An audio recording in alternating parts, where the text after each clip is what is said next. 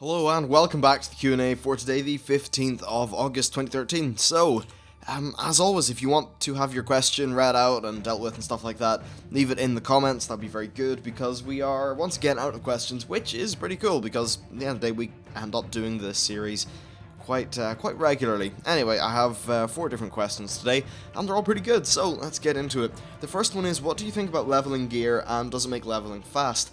So I think that the leveling, I'm just going to talk about mainly 1 to 60. I think that it is balanced with without any extra XP gear or guild buffs or anything like that. Currently I'm leveling an ungilded monk with no heirlooms, and it feels good actually. The amount of XP I get makes sense. I don't out-level zones completely, which is nice.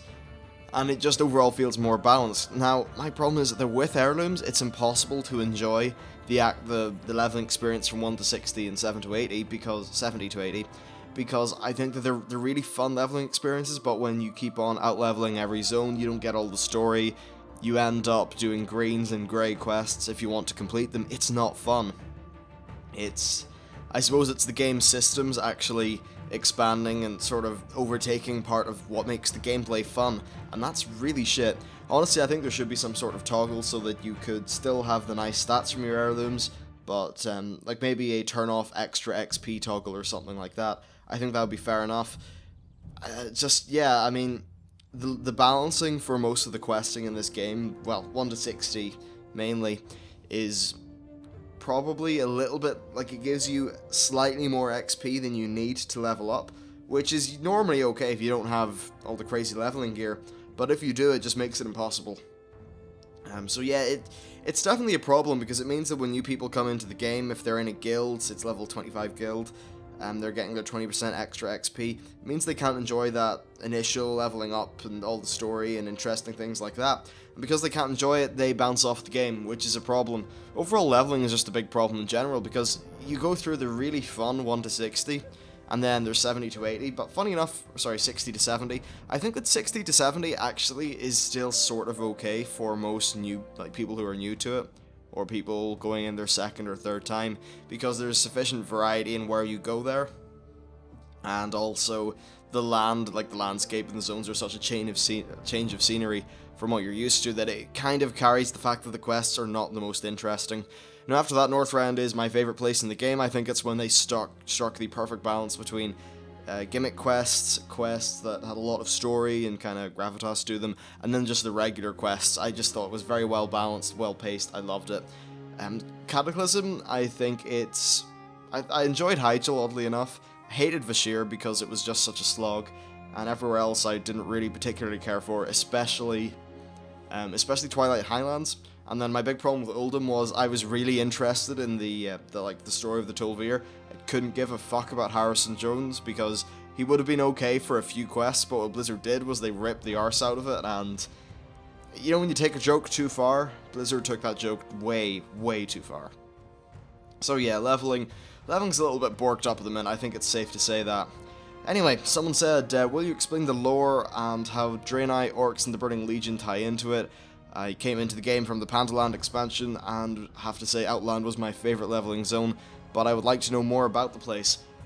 Well, I'll eventually go there with my lore series, but to give you a quick TLDR, Draenei were once living on their planet. The Burning Legion they convinced 2 of the Draenei leaders to, hey, come over to the Burning Legion because we're fun. And then Prophet Velen, who is the one that leads the in-game Draenei, was like, whoa, screw this, and he took one of their ships, this is like Naru ship, and he flew into Outland, or as it was known at the time, Draenor, and it was inhabited by the local orcs, and the orcs and the Draenei got along pretty well until Kil'jaeden, or was it Kil'jaeden? I know one of the Burning Legion higher-ups decided, yeah, we still need to kill off these Draenei, so what he did was, instead of doing it himself and, I don't know, doing it himself, he decided to get the orcs to do it for him, so he manipulated them. And after he thought that all the Draenei were dead, he kind of left the orcs to their own devices. A whole bunch of portals have been opened up, which completely shattered the place to pieces, which is why it's such a kind of broken up piece of shit that it is in the game. Although that's, I think, what makes it look really special and unique. So then the orcs were like, hey, we can go through this dark portal to Azeroth and try to kill everyone there. get some new land because they were very scarce in resources in Draenor, so that's what they decided to do. Now this is me not covering like Rand Blackhand and Gul'dan and Ner'zhul and all those characters, but it's the easiest way to give you a rough idea. And then the remaining Draenei ended up escaping on their ship, the Exodar, which crash landed into Azeroth, up north of Kael'thas. And that's really that, but I'll probably do a full video in my old lore/old world series thingy. So the next one is, do you think we will see the return of Illidan Stormrage, possibly in an upcoming expansion? I don't think we'll see him because the whole it was merely a setback thing is nearly a meme now, and Blizzard are definitely aware of that. And I think that he's dead and his personal story is over. Now the effects of what he's done and stuff like that could definitely be seen when we go back into space later. Like maybe Maeve's Shadow Song's doing something interesting, who knows. Though I'd wager that if we do go back into space, it'll be a new planet, and we'll get there via Aurelia and Terulion, which would make a lot of sense. That would be very cool. I want to go and see Argus or the Dreadlord homeworld or something like that. I just like the space expansions because it's when Blizzard's artists can really just go full, like they can go full retard and make some amazing stuff. Like if you think that, like say Burning Crusade, to me it still has the most impressive, well some of the most impressive design. And even Skyboxes, I think they are some of the best in the game. If they were able to do that now, 5 years, 6 years later, then I think it would be very good. I don't know what I prefer, Outland or Northrend. I think I prefer Northrend because I really have this thing for like the big sort of forests and the redwood forests of Grizzly Hills and just Nordic sort of terrain in general. But yeah, I don't think we'll see Illidan, but I do think we'll be going back to space and perhaps the remnants of his story will play a part in it. However, I don't think they'll bring him back. I don't really think it makes much sense. And the next one is, what do you think about, what do you think could be done to make people who just turned 90 be useful in PvP? Now, I don't PvP much, but I do know that fresh 90s are a little bit of an issue. And it's just, I think it's nearly an inherent PvP thing, because you have the idea of wanting pure balance in PvP, so it comes down to skill, but then it also comes to gear-based progression, which is what keeps a lot of people going. And it's especially like that in such a numbers-based game. In like a shooter, for an example, someone could still quite easily dominate because they're more skilled, but in a game like this, which has got so much, numbers, and you are mathematically better than the other person, I just think it plays more of a role in the imbalance. So I think the base resilience change was a pretty good one, because it meant that fresh people wouldn't get destroyed instantly.